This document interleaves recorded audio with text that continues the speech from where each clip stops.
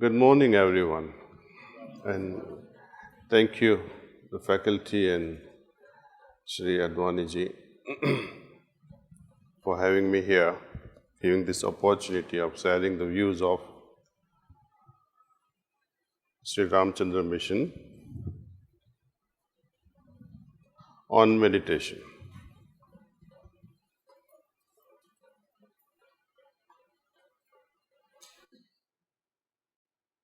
Meditation is not a theory that we learn in colleges. Even whatever we learn in colleges has to and must manifest in the work environment, application of my knowledge in the working environment.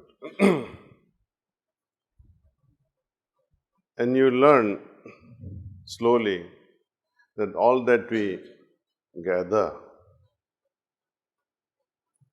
though everything is not applicable in the real world, but they somehow add on to each other. It's like I cannot walk to the terrace unless I take the first step. And having reached the terrace, I cannot say that my first step was useless. See, many people, they say spirituality and religion, they are far apart.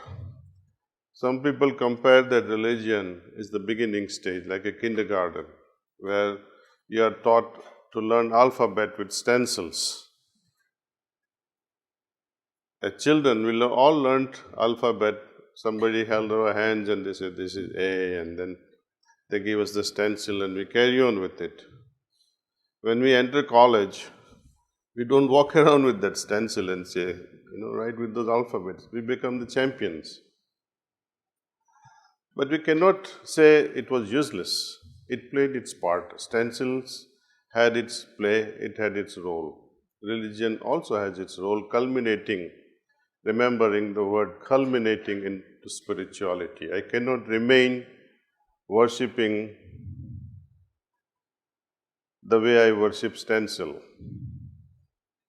It must become my innate nature to worship, not through the objects, but it becomes my nature. So having established this fundamental principle and understanding, I would move on to say, why meditation? Most of us need not be told. It runs in our blood. Presence of God. Any child you ask, where is God? He's everywhere. People say that, see. We are indoctrinated from our childhood with the presence of God. Some people call God, some they call Ishwar, some people say it's Antaryamin, Khuda, what have you. See, too many names to the same entity. And we fight over all these things. Until we experience this oneness of God, till then, each philosophy will keep on dividing us. And that is not the purpose of religion. Religion, if one looks at the genesis of its word, religion. Re means to again, legion means to connect, ligar. One that connects me to what? With the source. Yoga, also it's a similar word, yogaha. One that joins, yajyuti iti yogaha. So, one that joins. The word in Sanskrit and word in English, they both convey the same meaning, same understanding that I have to unite myself with my maker. My Atma must merge with Paramatma. Now, this is the second thing I would like you to understand. The third thing I would like you to understand, that knowledge, though it's very impressive, the very knowledge that God is everywhere, is it enough for me? You ask yourself a question. I know God is everywhere. Now this know, how did it come to? How did you come to this conclusion that I know God is everywhere? Is it the hypothesis?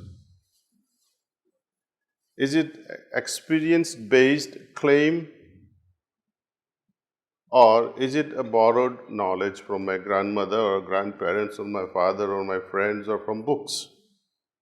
Nevertheless, this knowledge has not been actualized through the experience of its presence. Though He is everywhere, I am not even able to feel His presence in myself. Then what is the use of this presence and what is the use of this knowledge?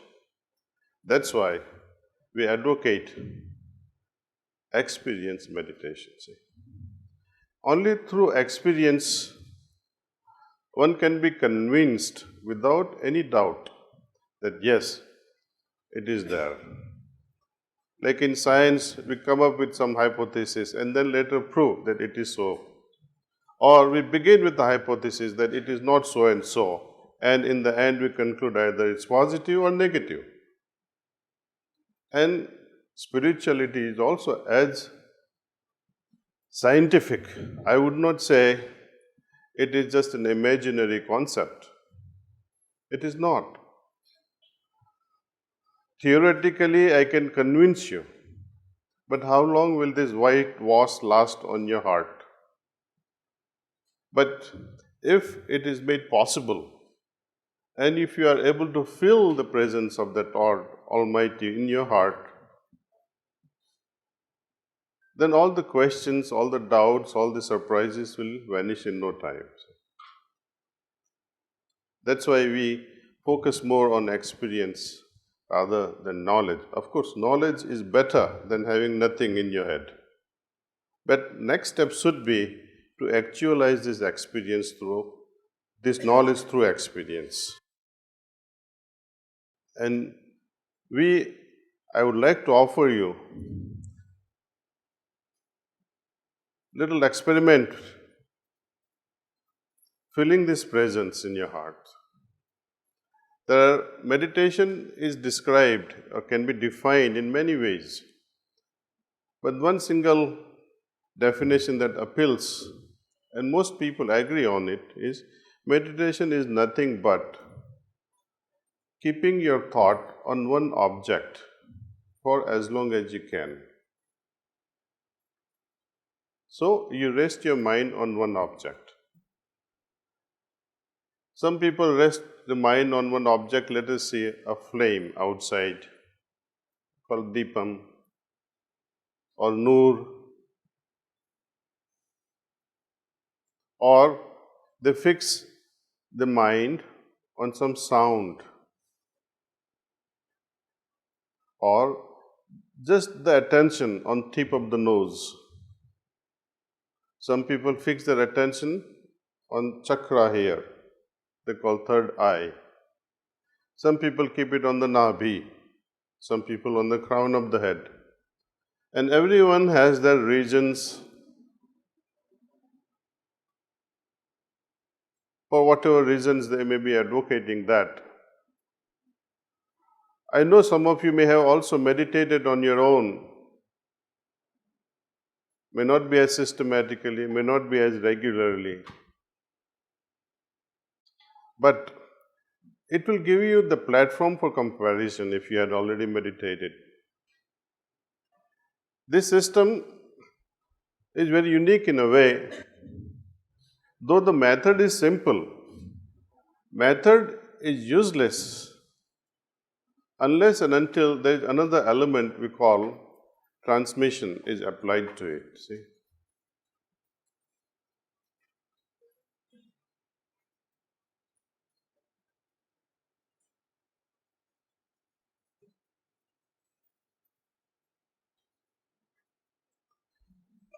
And what is this transmission? In order to understand the concept of transmission, which is described in Sanskrit as pranahuti, in Urdu it is called tawajjo. Okay.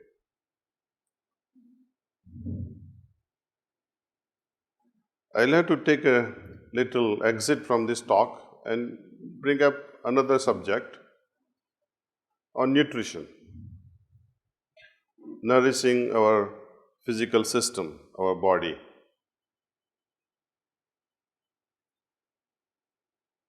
We consume diet.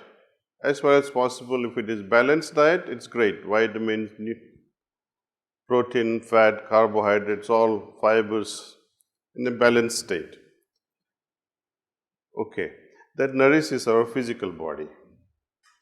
Then we go on to the second aspect of our existence, mental enrichment.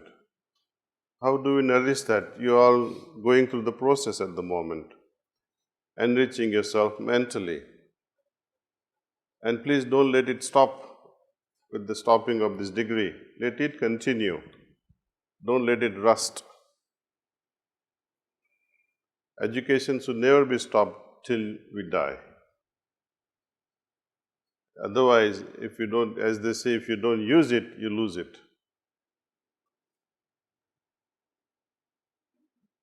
And we also have a third body. First body is the grosser body, physical body. We get the nutrition from food. Second is mental, and that it derives its nutrition through such enrichment via our professors, via what we do with their teaching. We assimilate it, we absorb it, we assimilate it, and later on make it more intense through our work, actualize it in our experience. We also have a third entity we call soul or the Atma. Did you ever think how do we or how can we enrich that soul? Is there any food for that?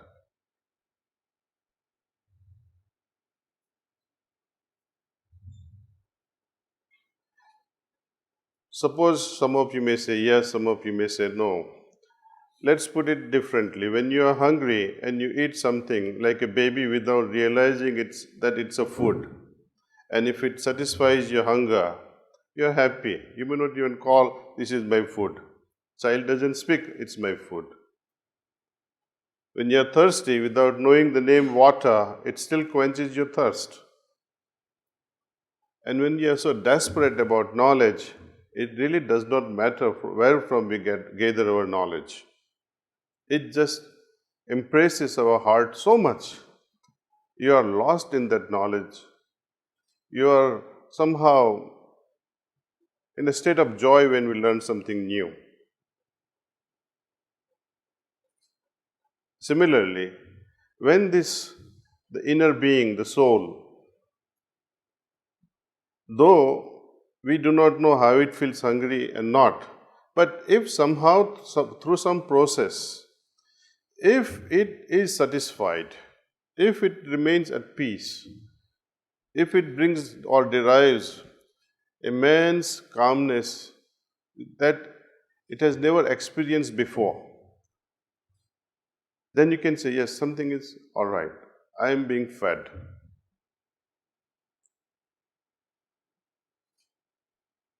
That's what I call prana-huti. Prans ahuti. Sacrifice of someone's soul for the enrichment of my soul. Now, when you say sacrificing someone's soul, it does not mean we are killing someone, no. But a yogi at the pinnacle of his sadhana or yogi at the pinnacle of his evolution, he merges in the ultimate. He derives the essence from the ultimate and he is able to, after drawing it, he can transmit it. And the people who receive it, they feel it. And that's what we like to offer to you if you are interested.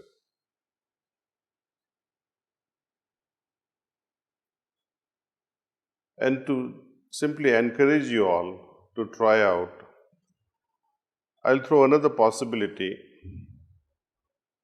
that how limited we are in the physical world.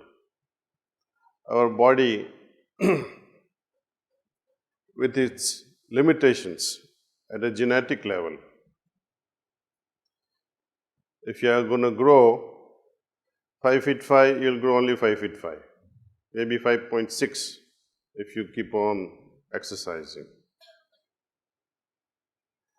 Your muscles may not be as big as one of those machos, but you can surpass your parents' physical status by exercising and by properly looking after your body with right nutrition.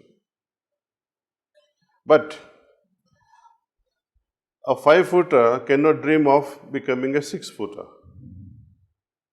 There is enormous limitation at a physical level, imposed, restrained by the genetics or the genes that we have inherited from our parents. If you go to the next level, growth at the mental level, it is not as restricted. It is not genetic in its order. If my father is a farmer, I have all the possibility of becoming PhD, or a son or a daughter of a rickshaw puller can still become a PhD or super PhD, double PhD, triple PhDs. But not all can become Einsteins. There is limitation there too. But there is a greater flexibility than at a physical level. Going to the spiritual realm, there are no limitations. Possibilities are infinite. You can go on expanding, keep growing infinitely in the spiritual field. Because now you are merging with God. And if God is infinite and if my merger is in the infinite, my growth must be infinite. So there is a greater possibility through meditation. I welcome you all to try it out. If you like it, continue with it. If you don't like it, there is no loss to anyone. But once you like it, make it a commitment to yourself. Not that you're going to satisfy any of your parents by sitting quietly with closed eyes and become a saint. Or you're not even here to satisfy God. We are here to satisfy our existence. The very purpose of existence is to excel in whatever we do. Most people have this question, why was I born? Was it a mistake? The only thing, after many years of interaction within myself, I've come to this fundamental conclusion that this life is given to us so that we excel in whatever we do. Simple as that. First, I will teach you how to relax. So if you have phones, please turn them off. Switch them off, please. Don't keep it on a vibratory mode.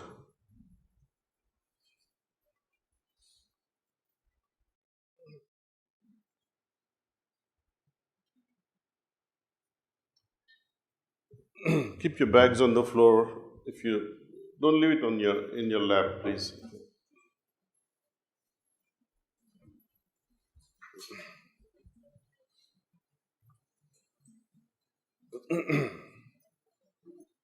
If it's possible, you can remove your shoes or chappals. When I'm about to demonstrate how to relax before meditation. You need not meditate also if you are not interested later on, but somehow take on this method of how to relax.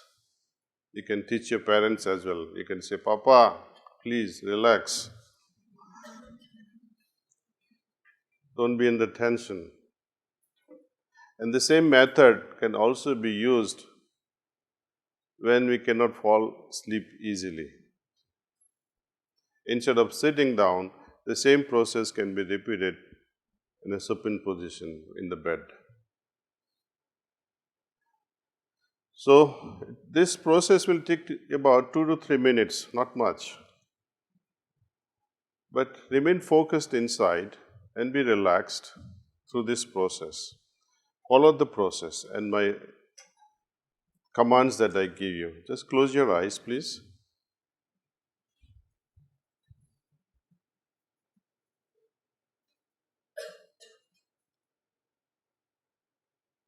We'll start with feet.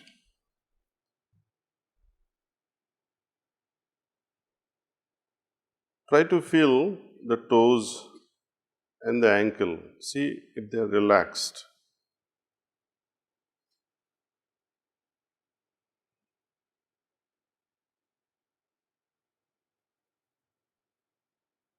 Your calf muscles and your knees are relaxing.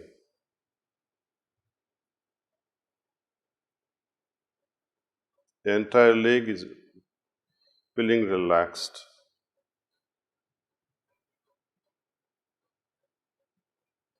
Area of the body touching the ground or the chair is relaxing. Your entire back is relaxing.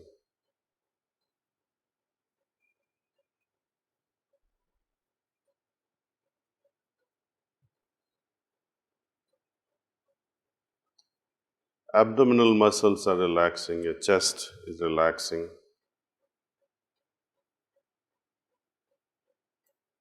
Feel your arms, your fingers, your wrist. They're all relaxing. Your shoulders, they're melting, dissolving.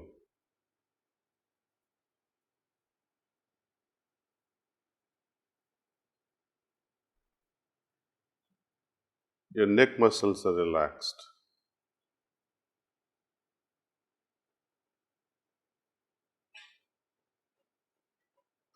Your facial muscles are relaxing.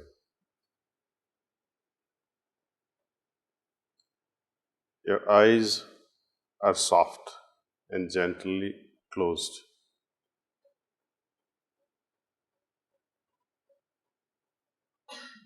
A lot of softness in your eyes. Feel the crown of your head.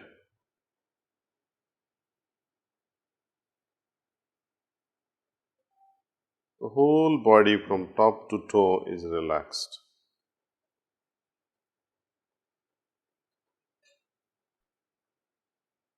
The energy is flowing from the heart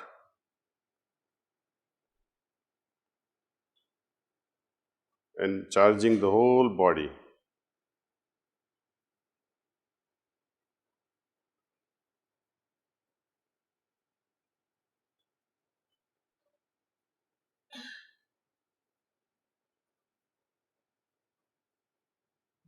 That's all.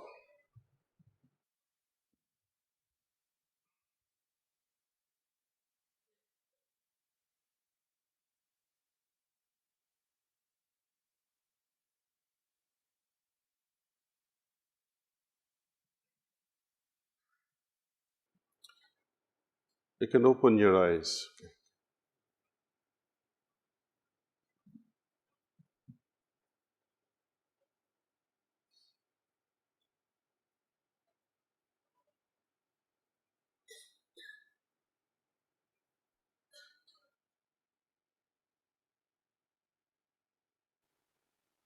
Okay.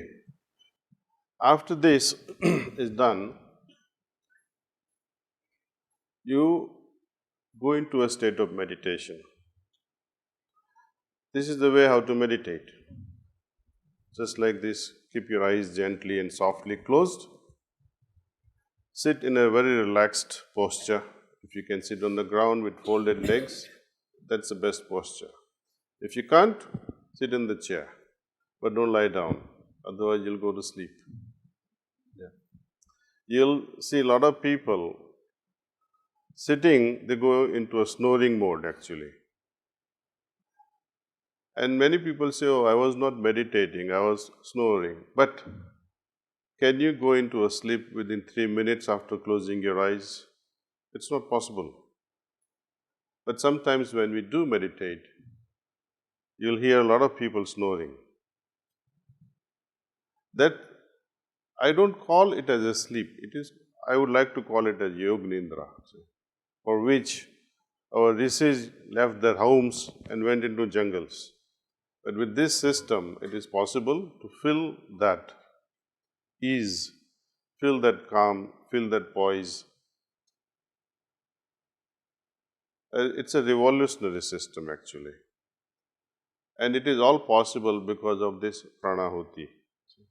I can give you the method. If you like to experiment, I can give you the method and meditate with this method. After a week, you talk to Professor Advani and ask, I like to receive the transmission or pranahuti and meditate and compare the experiences. One method is the same, but one method is with transmission, another is without transmission. So, if you like, you can experiment. If you don't like to experiment and straight jump into this meditation with transmission, I am here to offer that to you now. Those who like to try, stay put. Those who like to leave, you are welcome.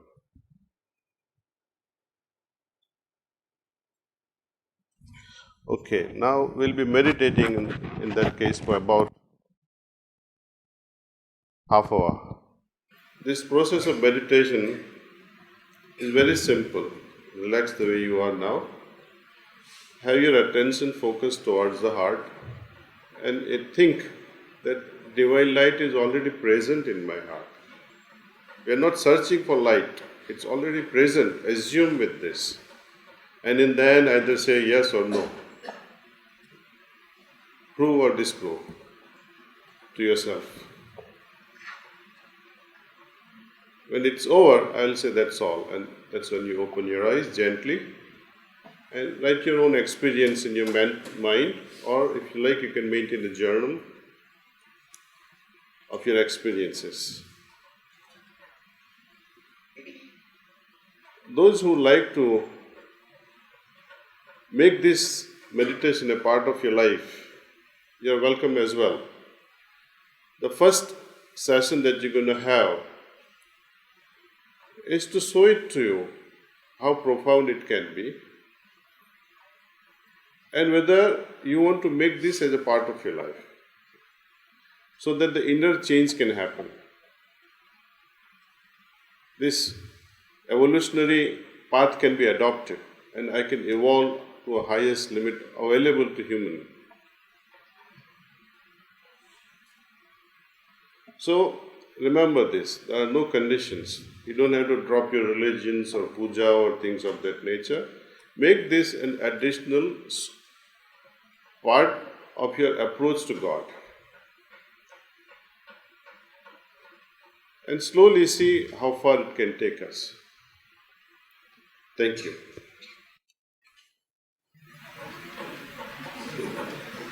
And close your eyes and please meditate. Please start meditation.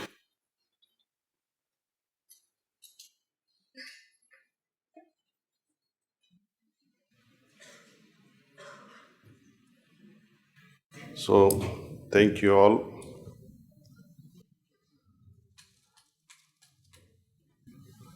I hope you had some inkling of what this could be. And if you make this a part of your life, I must say you will not regret. I had started this practice of meditation almost at the same age when you are meeting at this moment, juncture of 17, 18. I started at 18. Somehow I stumbled upon the system with a friend of mine who was already meditating. He was from Zambia. And I said, okay, let's try it out. There is nothing to lose when you close your eyes. Some people may find it very funny. Some people may find it very profound. It depends upon their background, their culture, their samskaras. their wisdom and their foolishness. They find their own path depending upon what they are looking for. After two of my friends started, then almost 20-30 of my classmates started. It was like a contagious thing. And then my professors they were wondering what happened to these guys. Suddenly changed. And our scores were enormous. I studied in pharmacy, which is neither medicine nor engineering. It's a hybrid and it's a curse. Because they expect best of both the worlds, and it's not going to be possible. You superficially learn medicine and you superficially learn engineering. And these professors, they always want to outwit you. They will ask some toughest question from medicine and toughest from engineering, expecting you to answer everything. It's not possible. But through this meditation, it helped us a lot. Though there was so much of pressure, yet we sailed through without much problem. Most of these guys, they impressed the faculty. Faculty started meditating. My dean started meditating, observing the students. Who would imagine that? It was wonderful. And then most of us scattered all around the world. Some went to Australia, some went to New Zealand, most of us went to US. There too we started meditation, doing businesses. And that's the beauty of this path, Sahaj Marg, where we don't contradict a spiritual life against material existence, where we fulfill our family obligations. We look after parents, look after our family. It should be like two wings of a bird. A bird cannot fly with one wing, and so is human existence. If I go so much deeply into meditation and become a sannyasi and resort to mountains, what will happen to the family? It's not good. And if I resort to only material thing, making money, all this fun what you call today, then what will happen to my spiritual existence? If you fail in one class, what happens? Will your professor allow you to the next class? If you fail in this life, we will have to repeat this life, what we call rebirth. Think this very seriously. It will be worse than repeating a class. Thank you all. And I see you again.